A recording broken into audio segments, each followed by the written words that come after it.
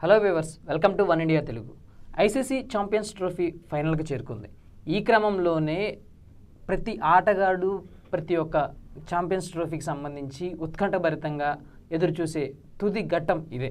ఈ తుది ఘట్టంలో ఎవరెవరు అత్యధిక స్కోర్లు నమోదు చేశారనేది చాలా ఇంట్రెస్టింగ్ క్వశ్చన్గా మారింది. ఎందుకంటే ప్రతి మ్యాచ్లో ఆడడం వేరు, ఫైనల్ మ్యాచ్లో ఆడడం వేరు. ఫైనల్ మ్యాచ్లో ఆడి హయ్యెస్ట్ స్కోర్ నమోదు చేసినప్పటికీ ఓడిపోయినా గెలిచినా కానీ అతని పేరు మాత్రం చరిత్రలో అలాగే నిలిచిపోయి ఉంటుంది.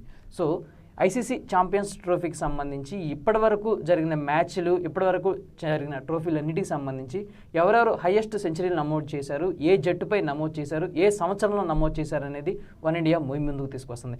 ఇప్పటివరకు మనం చూసుకున్నట్లయితే హయ్యెస్ట్ రికార్డు ఆఫ్ఘనిస్తాన్ పేరు మీద ఉంది.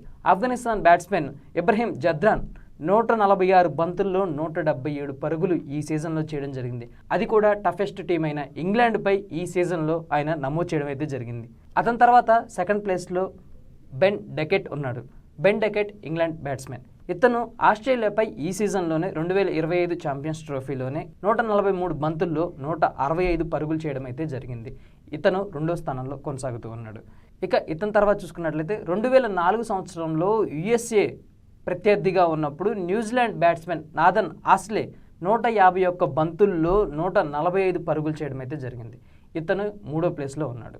ఇక 4th ప్లేస్లో 2002 సంవత్సరంలో జరిగిన మ్యాచ్లో ప్రత్యర్థి ఇండియా, అక్కడ మన ప్రత్యర్థి జింబాబ్వే ఆటగాడు ఆండ్లీ ఫ్లెవర్ 164 బంతుల్లో 145 పరుగులు చేసి 4th ప్లేస్లో నిలవడం అయితే జరిగింది. 5th ప్లేస్లో మన సౌరవ్ గంగూలీ ఉన్నారు.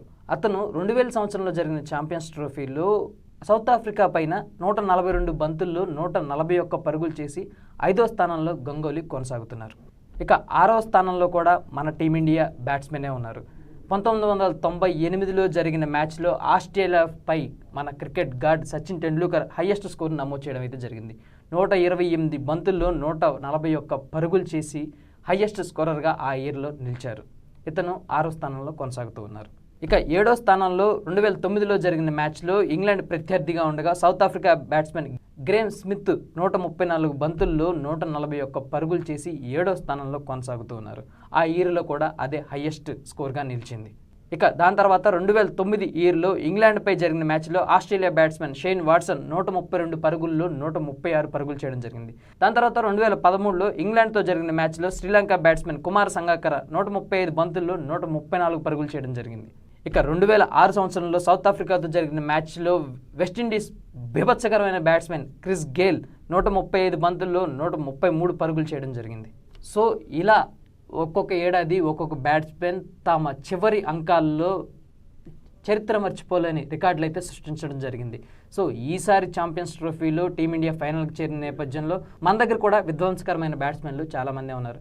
రోహిత్ దగ్గర నుంచి ఇప్పుడు టాప్ ఆర్డర్ చూసుకుంటే కేఎల్ రాహుల్ వరకు కూడా ఎవరు ఏ క్షణాన చెలరేగి ఆడుతారనేది ఎవరు ప్రిడిక్ట్ చేయలేరు. కాకపోతే దుబాయ్ పిచ్ స్లో పిచ్ అవ్వడం కాబట్టి, దాంతోపాటు బ్యాటింగ్తో పాటు టాస్ కూడా డిసైడ్ చేసే అంశం కాబట్టి ఎవరు ఎప్పుడు ఎక్కడ ఎలా చెలరేగుతారనేది ఎవరు ఊహించలేని అంశం. సో ఈ క్రమంలోనే ఫైనల్ మ్యాచ్లో మన టీమిండియా ఆటగాళ్ళందరూ బాగా రాణించాలని, దాంతోపాటు న్యూజిలాండ్పై హయ్యెస్ట్ సెంచరీని ఎవరో ఒకళ్ళు కోహ్లీ కానీ, రోహిత్ కానీ, గిల్ కానీ, శ్రేయస్ అయ్యర్ కానీ, రిషబ్ పంత్ కానీ ఎవరైనా మెయింటైన్ చేయాలని ఆకాంక్షిద్దాం. ఇందులో మీ ఫేవరెట్ ప్లేయర్ ఎవరో కింద కామెంట్ రూపంలో తెలియజేయండి. Thank you for watching.